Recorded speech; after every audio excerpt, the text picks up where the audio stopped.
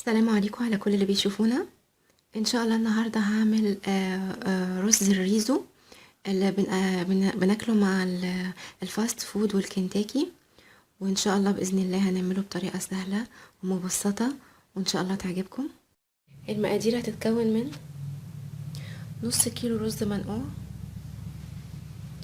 ربع كيلو فراخ مكعبات، يستحسن يكون من الصدر، بصل مفروم، بصلايه متوسطه، هناخد رشة زيت، معلقة زبدة، معلقة كبيرة كركم، معلقة كبيرة بابريكا، ملح، ومعانا حبهان وورق لورا ومكعب مرق.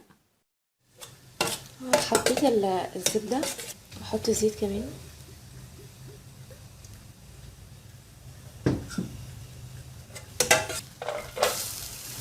رز البصل،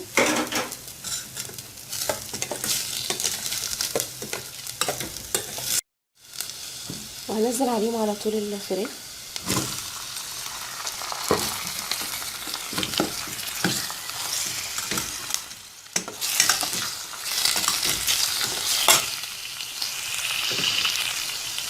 والبهارات كلها اللي معانا، الكاري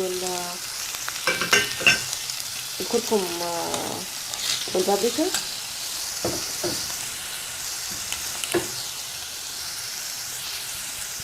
وانزل انزل الحبهان والورق اللورا ومكعب المرق.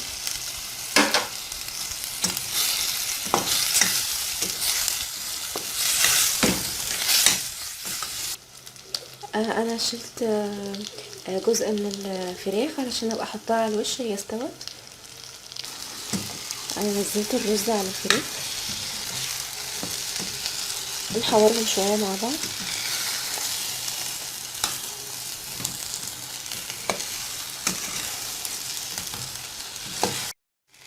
انا هنزل الميه السخنه. انا حتى الميه اللي انا حطيتها ميه سخنه، وهي ميه الرز اصلا اللي انا كنت نقعه فيها، بغليها وبحطها عليه، لان ما بحبش ارميها، لان بيبقى فيها كل فوائد الرز. هقفل على الرز. ده شكل الرز بعد ما غرفته، هو ريحته حلوه جدا وطعمه بيبقى احلى كمان. وان شاء الله هنزل طريقه الفراخ الكنتاكي وصوص الترتار والفراخ والبطاطس المقرمشه في فيديوهات ان شاء الله منفصله تحت رابط الفيديو. ويا رب ان شاء الله لو الطبق عجبكم ما تبخلوش علينا باللايك والشير والاشتراك في القناه.